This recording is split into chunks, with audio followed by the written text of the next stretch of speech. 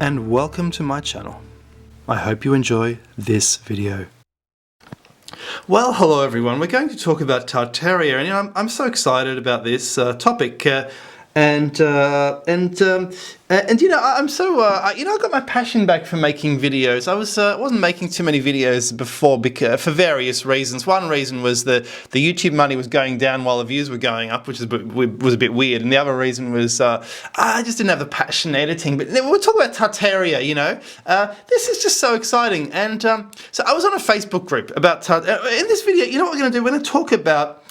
Tartaria is not the correct word to describe what the Tartarian people are really trying to describe, which was that there was a kind of steampunk, Tesla-like Europe, perhaps mud flood involved, wiped that out. No people on the old photos, not because of any antique photography techniques, but because there were no people there apparently. And we're going to debunk a little bit of it. And I'm going to introduce some new information about the geography of Tartaria. I hope you enjoy the video. I'm going to be objective. I don't believe in this theory, but I do believe there is lost history, for sure. So let's just have a look. And this is the main problem I have with Tartaria. So Tartaria, the hidden empire, people are making YouTube videos, an empire hidden in history. It was bigger than this, it was bigger than that. And this is the problem I have with Tartaria, the fact it has a regional Chinese flag. So basically that is West China, that is West China, that is China, and Cochin China is Vietnam, that is East China. So they're all actually different bits of China. It was a kind of fragmented China, and that's the problem with Tartary. That is the big problem with Tartary. It's in the wrong place. So what happens is they show a map of so-called Tartary, and as you see, it is so there's China, and it is the waste, even Tibet, the whole thing. They called it Tartary, and then of course Russian Europe and Russian Siberia, and it's in the wrong place. So they show this and they show a picture of Europe. Well, you can't do that. Yeah, you just cannot do that. And I've got an old map to show you from a viewer, and this viewer he sent this old map to me, and I've never seen this map before, so I thought I should make a video about this. It's just absolutely fascinating. Obviously, it's a tapestry. And let's examine it. So Russian Empire, Siberia is a geographical region. Then we have China down here. And then we have Chinese Tartary, and we have a huge India, which seems to, for some reason, it involves Siam. I guess this is the older term for India, the Indies. And so it is a quite interesting map. Like New Holland, that's fascinating. This is obviously from the 1700s. It's a very ancient tapestry. You've even got Japan here, and you've got another country up here. I can't quite read what that says. What the hell does that say? That's interesting. I'm going to try and zoom in and see what that country actually is. And I don't believe in Tartary. I can't read that for the reason that the people who are calling it Tartary, they don't know the reputation of the Tatars in Eastern Europe. So I'm Polish, and when my dad was growing up, my dad was a boy in the 20s and 30s in the Depression in Eastern Poland, and his granny told him stories about the Tatars.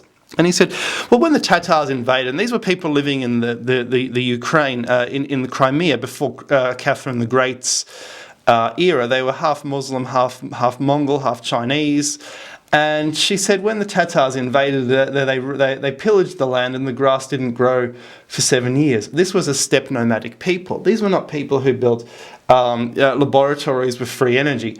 So if you want to call them Tartary, I would recommend selecting a different term for this empire. And people say, well, hang on, why does the empire disappear off the maps at the same time as saying the mud flood and all this? Well, are you sure? Are you sure? Because the mud flood seems to be in the now we're saying it's in the 1800s, between Napoleon's time and the 1850s. And it seems to me that Russia has already conquered all of Siberia in the 1700s, so it is actually not very synchronous at all. So I would not be calling it Tartary. It's geographically wrong. You're talking about a people who lived on the steppe, who lived on the waste. That's what Tartary means. It means the wasteland where the where the people from hell live. You see what I mean? The people from hell, from Tatar, from that's where the term originates, from the Bible. You see, so and of course they're not from hell. They're humans, but they have to live that way because that's the lifestyle that land can support. A tribal lifestyle. They didn't have high technology. It's just the high technology was in. Where there were some European inventors so show me the link. There is no link. So it is an inappropriate term for this empire. Having said that, I do believe there was some kind of mud floody thing happening with Napoleon's army. Guys, what do you think about that? That is the Dr. Charles' opinion. And I was even on a Facebook group, and they were so nasty when I pointed this out to them. And one guy said he was going to expose me for being a fake doctor, and he said, "Oh, you're a fraud," And but some of them were so nasty about this, and so I saw that it was more a faith than something objective. Anyway, guys, cheerio. Now, do you know what? I've written a couple books. One of them is probably one of the best ancient astronauts books ever written. It's called Confessions of the Gods. Check it out, Kindle or paperback on Amazon. And also a pyramids book. The pyramids book is basically, it's 137 photos of sites you can visit in Europe, which are prototypes of pyramids. That's an amazing book. It's much deeper reading than the other book, Confessions, but check them out on Kindle and paperback. Guys, I hope you've enjoyed this. And also hit me up on Patreon. Cheers. Bye-bye.